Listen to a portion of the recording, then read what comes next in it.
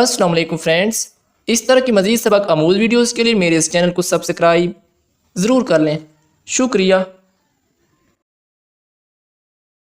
نبی کریم صلی اللہ علیہ وآلہ وسلم نے ارشاد فرمایا، جس نے مسجد میں سے ایسی چیز باہر کر دی جس سے تکلیف ہوتی تھی، جیسے کوڑا کباڑ، کانٹا، اصلی فرش سے الگ کنکر، پتھر، اللہ تعالیٰ اس کے لیے جنت میں ایک گھر بنا دے گا۔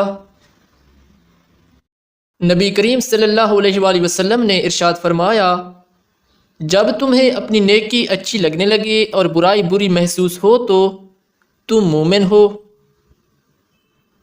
نبی کریم صلی اللہ علیہ وآلہ وسلم نے ارشاد فرمایا، مسلمان کا صدقہ اس کی عمر میں اضافہ کرتا ہے اور بری موت سے بچاتا ہے، اور اللہ تعالیٰ اس کے ذریعہ تکبیر اور فخر کی بیماریوں کو زائل کرتا ہے۔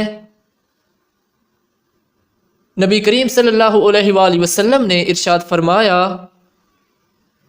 حق بات کہنے سے زیادہ کوئی صدقہ نہیں ہے۔ نبی کریم صلی اللہ علیہ وآلہ وسلم نے ارشاد فرمایا،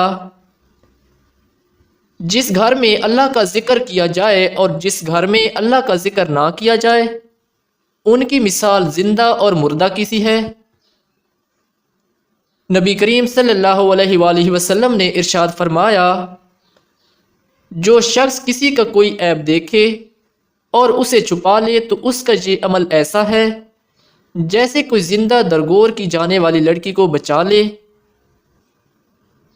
نبی کریم صلی اللہ علیہ وآلہ وسلم نے ارشاد فرمایا، اللہ تعالیٰ نرمی کا معاملہ کرنے والے ہیں اور نرمی کے معاملے کو پسند فرماتے ہیں، اور نرم خوئی پر وہ اجر عطا فرماتے ہیں جو تندی اور سختی پر نہیں دیتے بلکہ کسی اور چیز پر نہیں دیتے۔ نبی کریم صلی اللہ علیہ وآلہ وسلم نے ارشاد فرمایا، میں اس شخص کو جنت کے کناروں پر گھر دلوانے کی ضمانت دیتا ہوں جو جھگڑا چھوڑ دے، خواہ وہ حق پر ہو۔